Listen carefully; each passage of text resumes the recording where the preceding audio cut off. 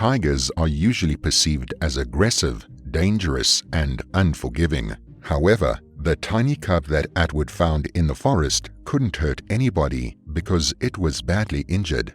Years later, he thought the tiger had long forgotten him, but when they met again, its reaction shocked him to his very core. Atwood was a poor man with no immediate family who lived alone in his mountain village. He had never had the means to pursue a higher education, but was a smart, kind man who never backed down from a challenge. So when he was offered the position of forest ranger, he didn't hesitate to accept. The job sounded perfect for him. He had spent all of his life in the mountains and knew the area like the back of his hands. Every 2 days, Atwood would walk through the forest and document the things he saw for his team of rangers. One winter morning, during a routine patrol, he stumbled upon something that would change his life forever. That day, the forest was covered in thick snow and almost unrecognizable. Atwood had to stop every few steps to catch his breath, because walking around in deep snow with his mountain gear on his back was really exhausting. During one of these quick breaks, he heard faint whines coming from somewhere very close to him. He paused and tried to pinpoint the location of the sound, but when he made the smallest movement, the whining suddenly stopped. Atwood thought he was hallucinating and hearing things that didn't exist. Just as he was about to resume his walk, he heard it again. This time, he was able to locate the sound near a bush in front of him. He cautiously walked over towards the sound and saw a head poke out through the snow. It was a tiger cub. The animal kept whining and shaking its head to shed the snow. Atwood looked at it carefully and noticed bloody bite marks on its body. It also seemed like it had a broken leg. The ranger immediately sprung into action to help the cub. He picked it up and held it close to his chest as he quickly made his way down the mountain and back towards the village until he reached his house. Atwood made the tiny cub a bed out of his old clothes and found medicinal herbs to help stop the bleeding. Then he gathered some sticks from the garden and tied them to its broken leg for support. The cub whined, but let him apply some more herbs to its wounds. It had already been a long day, but even as dinner time approached, Atwood couldn't think about anything other than the baby tiger in his home. He thought it must be hungry, but he wasn't sure what to feed it. Suddenly, he remembered that his dog had recently given birth and had a fresh supply of milk. Atwood was able to gather some of it into a bowl and brought it back to the tiny tiger cub, hoping it would be enough for it to survive the night. The tiger was tired and aching, but seemed to be interested in the milk. Atwood held the bowl close to its mouth and it slowly began to lick up the milk with its tongue. The ranger thought that was a good sign. Living beings who are close to death don't usually feel hungry, so he hoped this would mean the cub would hang on. Atwood continued to devote his days to looking after the baby tiger. He kept feeding it the dog's milk, and with each day, the cub became stronger and bigger. In time, its injuries healed, but it was left with a long scar on its leg. When he realized that it had become some sort of pet, Atwood decided to name it Gorr. After 6 months, the frail cub had grown into a majestic tiger. Gorr would often accompany Atwood on his patrol throughout the mountain. It was during these walks that Atwood noticed how Gorr would frolic and play in the grass like a huge house cat. The ranger was glad that Gorr was happy, yet he couldn't help but notice that Gorr didn't behave like a typical tiger. For this reason, Atwood came to the difficult decision to release Gorr into the wilderness. He brought Gorr up to the mountain and said goodbye. But when he started to walk away, the tiger followed him as it had done for the past 6 months. Atwood didn't know how to make Gorr stay in the mountain. He tried yelling and shouting, and his plan seemed to work. Gorr had never seen Atwood angry before. Frightened, the tiger ran off into the forest, and his human friend went back to the village with tears in his eyes.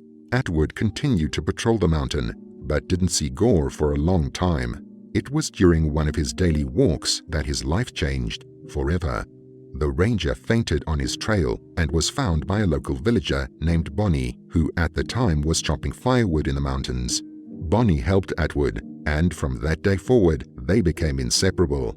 After a few weeks, she told him that she felt something more than just friendly affection for him and wanted to become his girlfriend.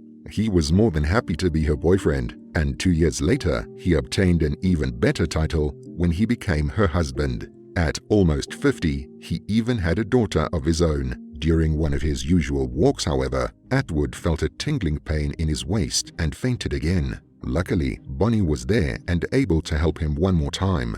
It took them 3 hours to reach a nearby road, but then a passing car helped them to get to the hospital. The doctor found that Atwood's right kidney was shrinking and his left kidney was becoming necrotic.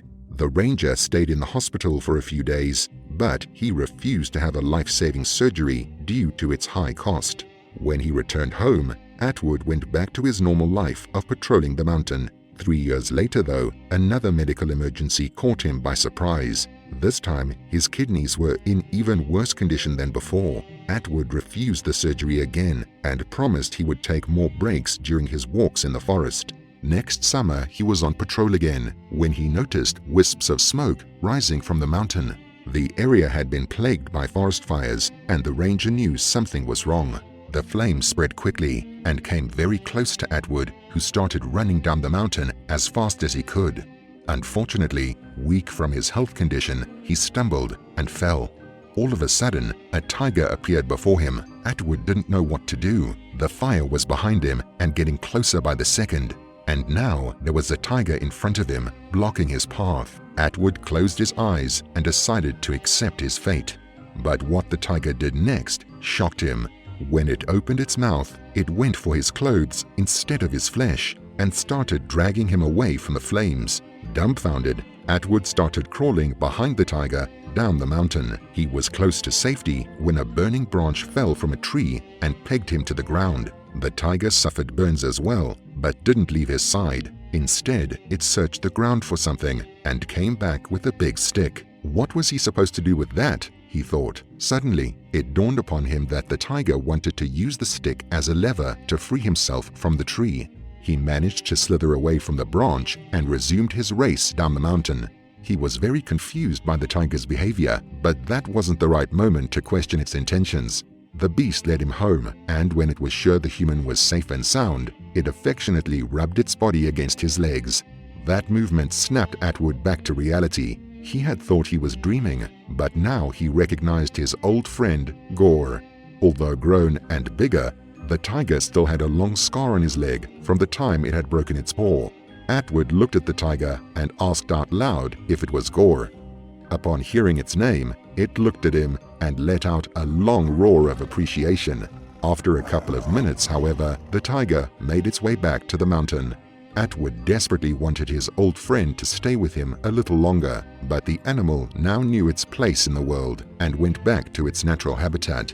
Bonnie found her husband outside their home and thanked her lucky stars for keeping him alive. However, Atwood told her that he had been saved by a tiger. He recounted the tale of Gorr and how he had rescued it when it was still a cub, and explained to her that his old friend had returned the favor by saving him from certain death. He was never going to forget Gorr and was sure that the tiger would always remember him too. What a crazy story! What did you think was going to happen when Atwood fell in the burning forest? Did you know that Gorr was going to remember him? Tell us in the comment section below. Thank you for watching, and see you next time.